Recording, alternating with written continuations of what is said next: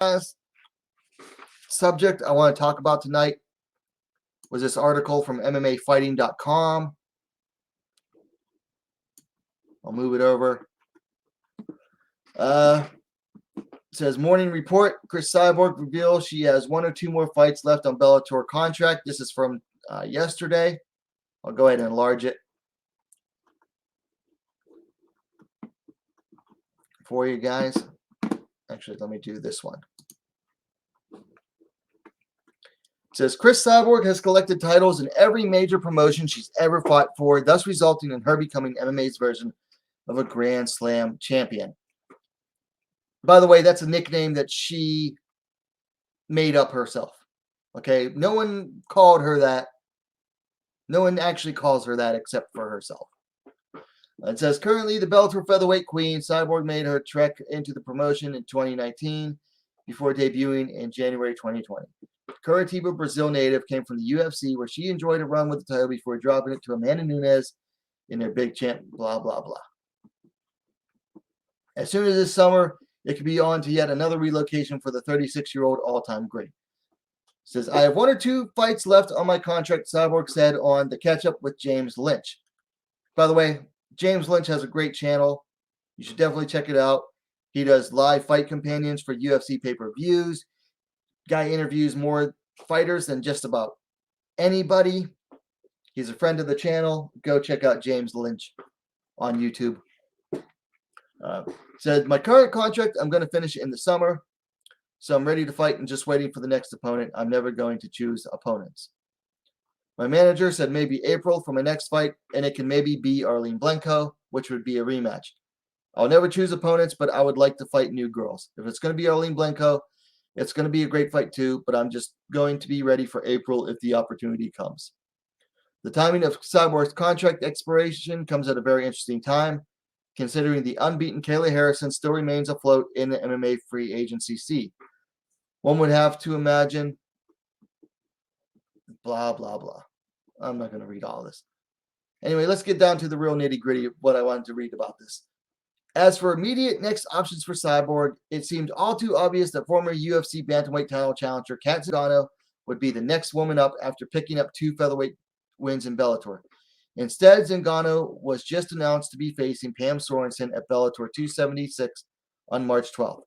Recently, Zingano took to Twitter declaring that Cyborg has been dodging drug testing for their potential clash.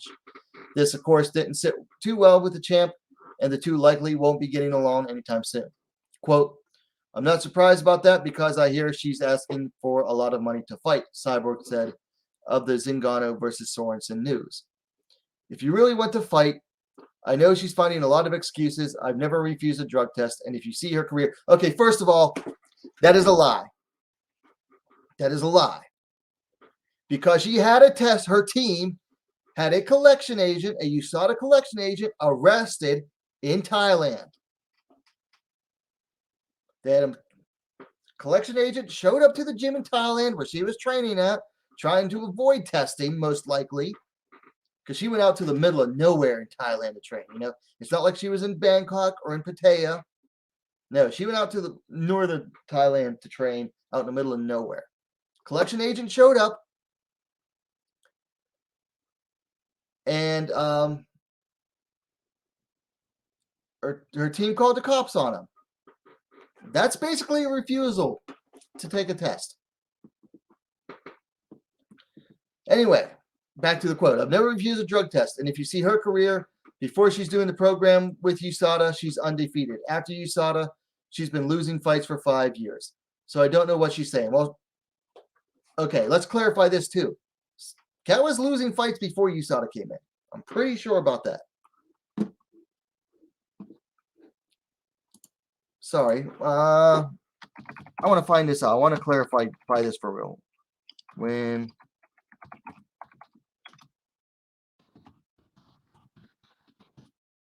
did the UFC hire USADA? The UFC hired USADA in 2015. Oh, maybe it is about the same time frame. And that is when, okay, so she might have a point there because the UFC brought USADA in 2015. and Zingano started looking like crap after 2014.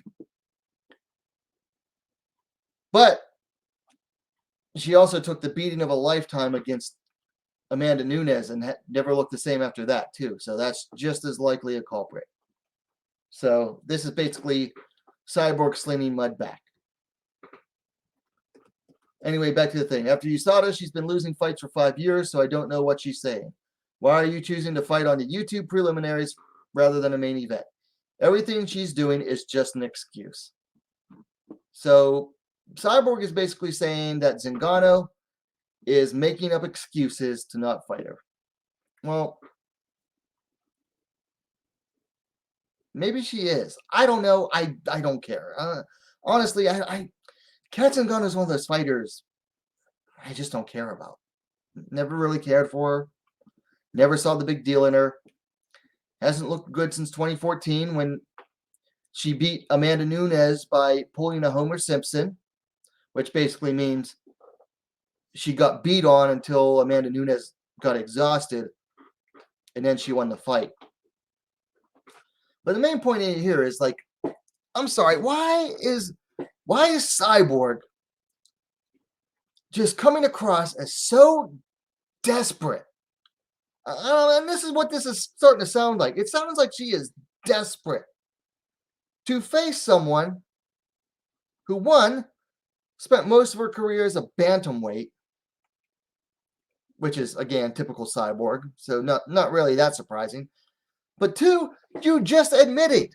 She just admitted she's been losing fights for 5 years. So why are you, Cris Cyborg, want to so badly fight someone who has been, by your own admission, has been losing fights for 5 years? Actually, it's like 6 years now, because it's 2022, going on 7 years. So yeah, you look at Cat Zingano's record.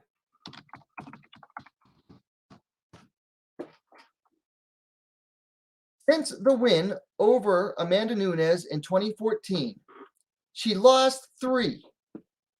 Won a single fight against Marion Renaud. Lost via injury to Megan Anderson. Came to Bellator, fought someone, took 2 years off practically. Fought someone in Gabby Holloway who hadn't fought in like 3.5 years. And then fought Olivia Parker, who was basically a soft touch, like the most soft touch Bellator could probably find for her. So if she hasn't really won a fight in 5 years, or has been losing for 5 years, why are you making such a big deal about fighting her? Why are you so desperate to fight a career bantamweight that has been losing for 5 years? This just reeks of desperation to take an easy fight by Cyborg. And I'll be honest, this is pathetic. Pathetic from Cyborg. I went to face Cat Zingano, even though she's been losing for 5 years and hasn't been beating anybody good, and accuses me of cheating, even though she probably most likely cheated. I really went to fight Cat Zingano. Why are you so desperate to fight her then? She's been losing for 5 years. Why do you want to face her so bad? Are you that desperate for an easy freaking win, Cyborg? Come on, that's pathetic. Like, there are very few fighters that I genuinely dislike. Very few. But Cyborg is the top of the list for crap like this. Just absolutely desperate for an easy win for one reason. More than one reason, because one, Cyborg likes easy wins. She likes can crushing. Beating Cat Zingano at 39 years old in 2022 is basically like crushing a can. She's facing an over-the-hill fighter who, by her Cyborg's own admission, has been losing fights for 5 years. So it's basically, she wants an easy win. But I'll tell you why. She really wants to face Zingano.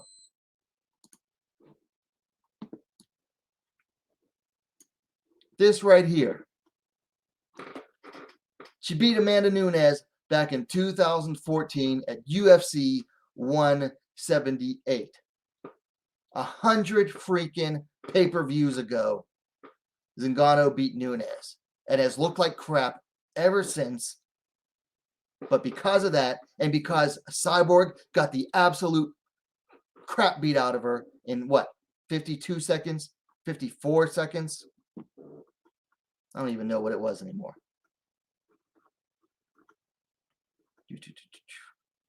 51 seconds.